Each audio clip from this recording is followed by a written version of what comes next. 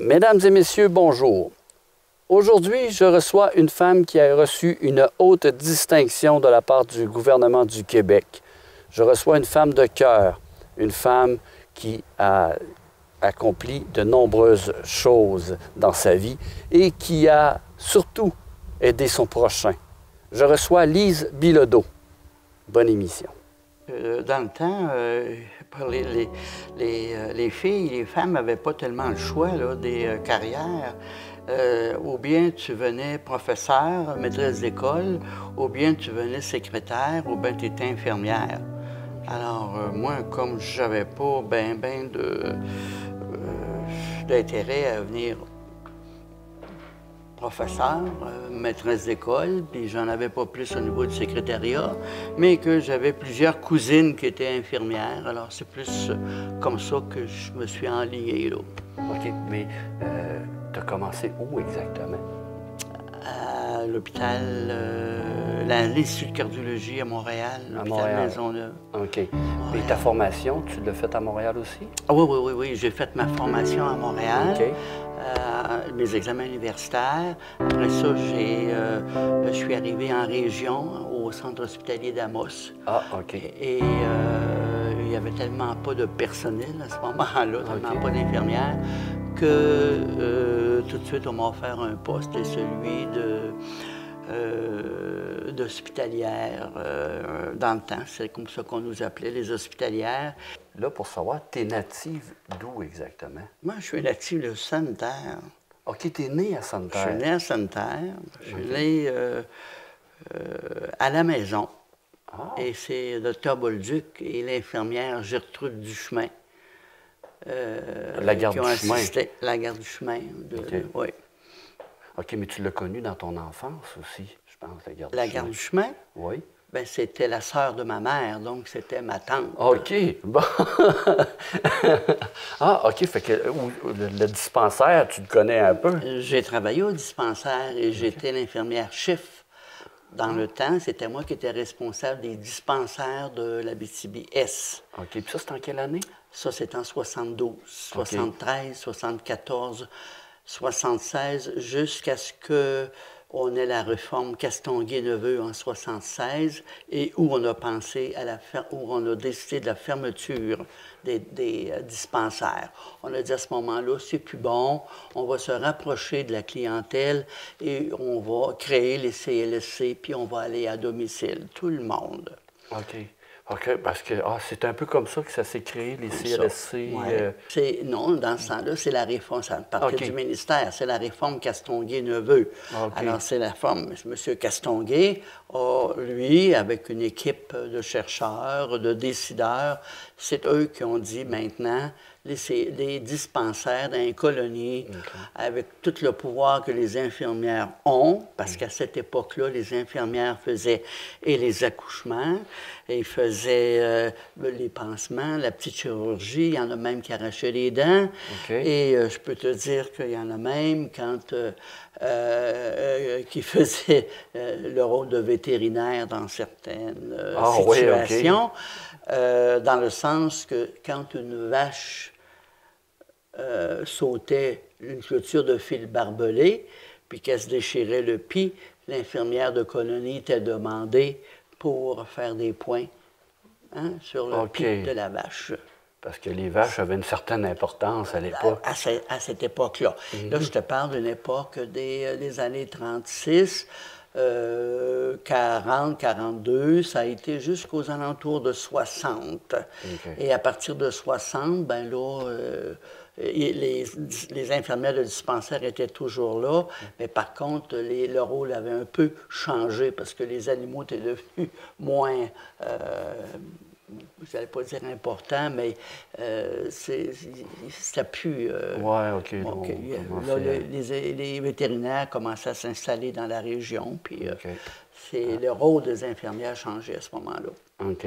Fait que là, après ça, tu étais parti, tu étais rendu à Montréal, tu es revenu à Amos. Après, dans quel domaine? Tu étais infirmière, mais tu faisais un peu de tout ou ben non? Quand je suis arrivé à Amos, dans un premier temps, c'était infirmière en pédiatrie. Okay. Mais comme j'étais pas tellement douée en pédiatrie que j'aimais pas tellement ça, quand la direction de l'hôpital a commencé à être un peu plus à plus s'ouvrir. Les sœurs ont perdu la direction de l'hôpital. Et c'est à ce moment-là qu'on m'a offert un poste d'infirmière-chef ou infirmière hospitalière dans le temps, ce qu'on appelait. Et quand ils ont bâti le centre pour les aînés, comment il s'appelle, le centre? Le CHSLD? Non, à Amos, le foyer à Ricana. Quand ils ont bâti le foyer à Ricana, à ce moment-là, ils ont transféré tous les gens du quatrième étage et du 5e étage pour les envoyer au foyer à Ricana. C'est à ce moment-là que le département est venu libre, que moi j'ai été nommée infirmière-chef et qu'on a eu les premières hospitalisations. Il y avait hommes et femmes sur le même département. Alors que... Ça, c'était en quelle année? Ça, c'est en 65. Alors qu'en 65, c'était encore les femmes sur un étage, les hommes sur un autre étage. Ah, OK. OK. Mais en 65, ça a été, en tout cas, l'ouverture de l'étage avec hommes et femmes, mais c'était pas dans les mêmes chambres. Okay. C'était pas dans la même chambre à ce moment-là. OK. Mais c'était sur la même étage, mais pas dans les mêmes chambres. Okay. C'est ça. Maintenant, c'est dans les mêmes chambres. Oui, oui, c'est vrai. Maintenant, c'est dans les mêmes chambres. Après ça, je suis allé à l'université à Sherbrooke. Ah, tu es retourné aux études? C'était à Sherbrooke pour, en tout cas, dans le but d'avoir un certificat en toxicomanie. OK. Ça, c'est dans les années 72, 73. Parce que c'était quelque chose qui était important pour toi ou la demande était là? Oui. OK, il y avait beaucoup de demandes. C'est quelque chose qui m'intéressait d'accompagner des gens qui avaient cette problématique-là. OK. Puis là, tu as pratiqué infirmière jusqu'à quand? Jusqu'en 67. J'ai pratiqué comme infirmière à Amos. Jusqu'en 67. En 68, j'ai travaillé sur les réserves avec Mme Poirier dans le temps, avec Jean Poirier. Alors, j'allais sur des problématiques spécifiques, par exemple, une épidémie de scarlatine sur une réserve, une épidémie de rougeole sur une réserve. Donc, j'ai fait rapide décède, Montachi, le long de la ligne. J'ai travaillé, quelques années au Lac-Simon, comme infirmière. À l'époque, il y avait 6 maisons. Au Lac-Simon? Oui, au Lac-Simon. Puis le reste où restaient les personnes, c'était des tentes de prospecteurs avec des murs de bois, mais avec un toit. Ah, OK. Oui. Ah, je me rappelle. Puis en 70, ben là, dans les dates, je suis un petit peu perdu. Il faudrait que je revise ça. Mais aux alentours de 70, 71, c'est moi qui ai ouvert la première unité sanitaire à Sainte-Terre. À ce moment-là, on était logé à l'Hôtel de Ville. Et ça, c'était pour les cliniques de vaccination pour les enfants. Puis, je desservais le Ville-sur-Quévillon. Mais là, j'ai travaillé à l'unité sanitaire. OK, à Sainte-Terre. À Sainte-Terre. Et là, je travaillais dans les écoles comme infirmière. Dans les écoles. Fait que la vaccination avec les graphines dans le dos, comme les jeunes. Oui, j'ai vu ça. Les jeunes, bon. La tuberculose, là. Oui, c'est ça. Oui. Alors là, j'étais infirmière à l'unité sanitaire. Donc, c'était les visites à domicile pour les bébés, le prénatal. J'ai donné des cours prénataux et j'étais infirmière à l'école. OK. À quelle école? Ah, c'était pas à l'école. L'école dans toutes les écoles, Saint-Paul, Saint-Louis. Les écoles à Oui, sanitaire? toutes les écoles à sanitaire. OK. OK. Jusqu'en 75. OK. Puis là, bon, on est déménagé au CLSC. Là, j'étais OK. devenue infirmière responsable des unités sanitaires et de tous les dispensaires de la région. Et à ce moment-là, je travaillais au département de santé communautaire de Rouyn-Noranda, qui aujourd'hui est le CISAT. OK. OK, OK, tu as fait quand même le tour de la région, à peu près. Oui, oui. J'ai été une celles qui a commencé le département de santé communautaire en Abitibi avec Rénal Bergeron, OK. qui était le directeur nommé. OK, mais quand même, ça existe encore. Et ça existe maintenant, mais ça a changé de nom. C'est devenu le CR3S, c'est devenu la régie régionale. Et maintenant, c'est le CSAT. Ah, OK. Mais au début, c'était le département de santé communautaire. Au début. Puis, mais quand même.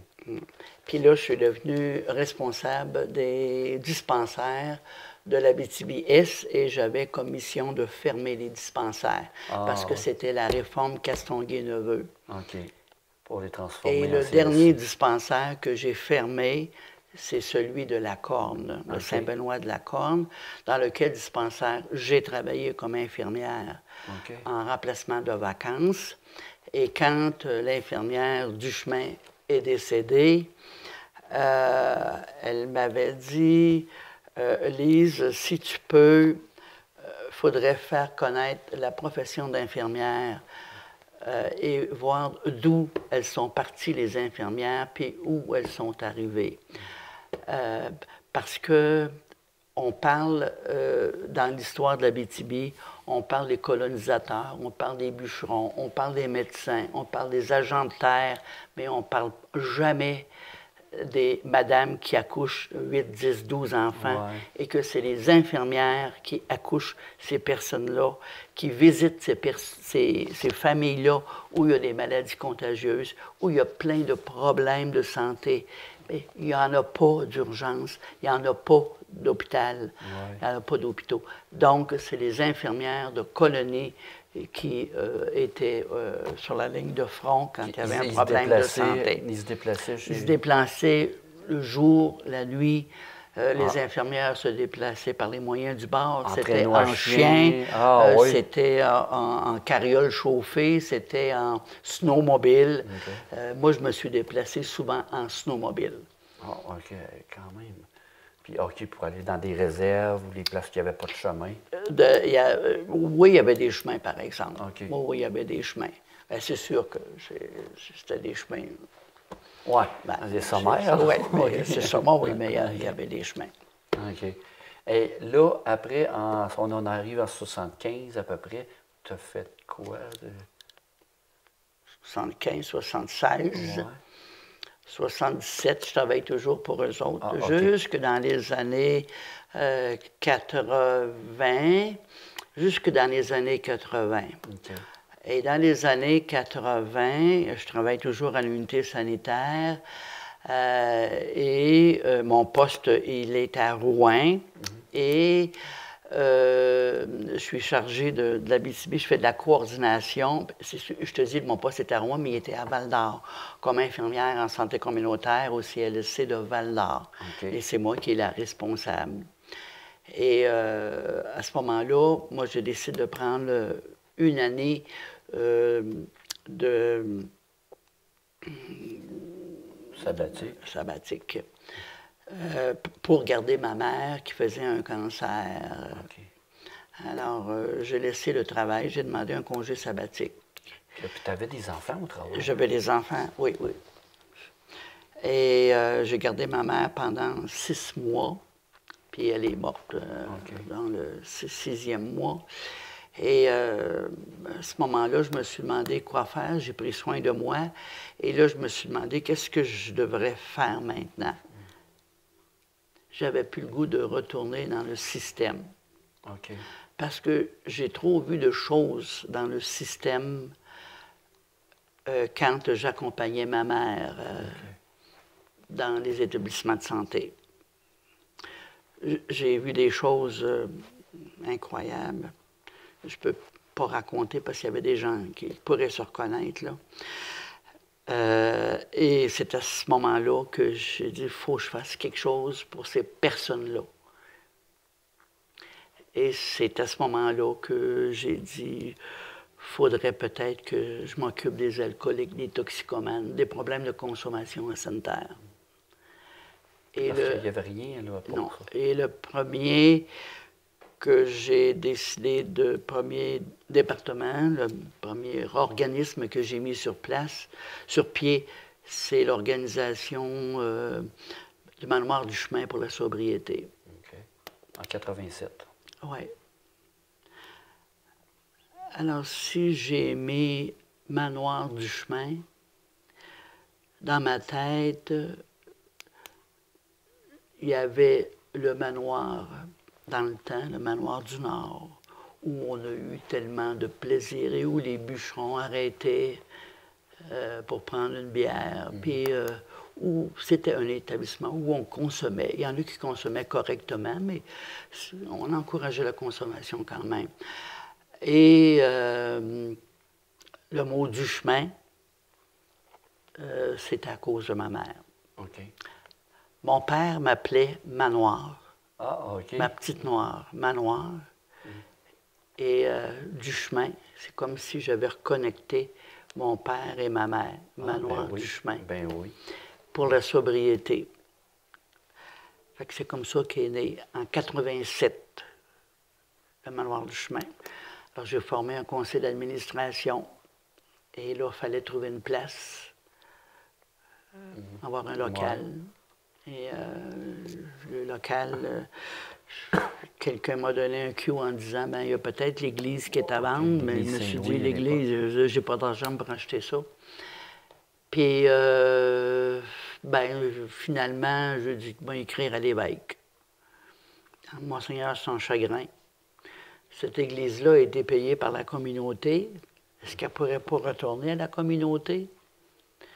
Et un beau matin, Monseigneur sans chagrin m'a appelé pour me dire Madame Bilodeau, si vous voulez, l'église est à vendre. OK. Et 20 000 $. OK, quand même. Alors, 20 000 $, il fallait que je trouve. J'ai passé 35 ans à essayer à trouver de l'argent un peu partout. Oh, oui, c'est. Fait que c'est ça. Fait que à partir de là, j'ai commencé une campagne pour trouver des sous.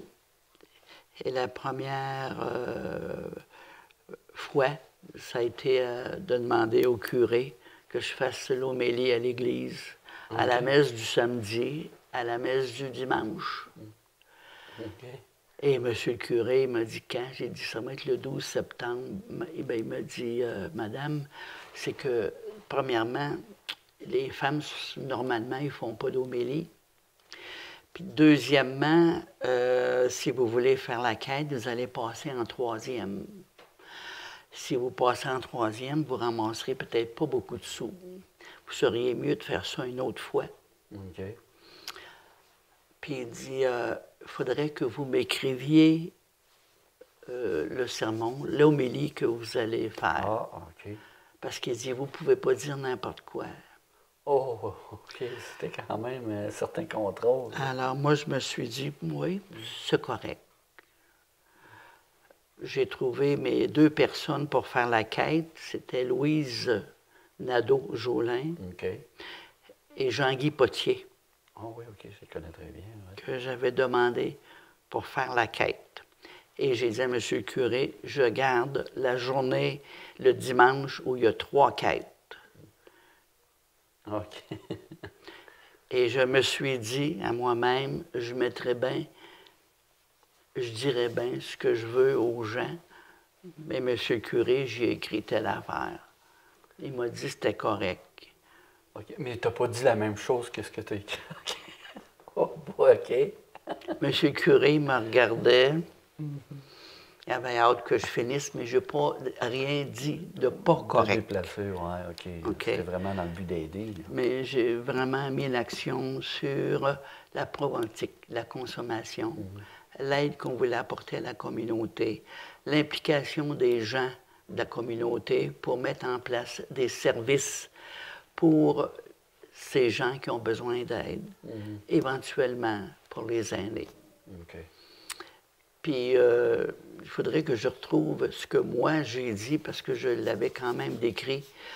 Je pourrais retrouver ça en quelque part dans mes affaires. Puis, on a fait la quête à la messe du samedi, à la messe du dimanche, puis j'ai fait les deux homélies. Et on a ramassé plus que les deux quêtes. Ah oui. Que la quête du pape et que la quête dominicale. Donc, les gens se sentent interpellés. Là. OK. C'est ça. Alors, moi, ça m'a donné un coup d'envoi. Ben oui. Les gens sont d'accord à ce qu'on mette en place des services à sanitaire. OK. Pour la jeunesse, puis pour, en fin de compte, les gens qui ont besoin de consultation. C'est comme ça que le manoir du chemin est arrivé. Et quelques mois plus tard, j'ai dit, il faut mettre autre chose. On a oublié une clientèle, les aînés qui s'en viennent. Là. OK. Alors, c'est à ce moment-là que j'ai mis sur pied la Corporation de développement communautaire. OK. Universaux. Universaux. OK. Parce qu'on entrait dans l'ère du verso. Unis, parce que dans le temps, il y avait ce côté ici de la traque, puis l'autre bord de la traque. Oui, c'est vrai. Il fallait s'unir. L'eau, parce que l'eau, c'est limpide. Je ne veux pas que ce soit de l'eau stagnante. Je veux que ce soit de l'eau qui court. OK? C'est ça qu'on a donné le nom Corporation de développement communautaire universaux. Et là, t'es en... La bâtisse s'appelle Manoir universaux parce qu'on a pris le mot manoir du manoir du chemin et universaux de la corporation. OK. Alors, on a comme réuni les deux choses. C'est ça.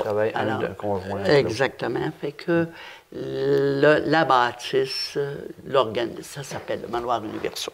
Alors, donc, tu es directrice générale encore aujourd'hui? Du manoir universaux et en conseil d'administration manoir universaux à la corporation de 9 administrateurs.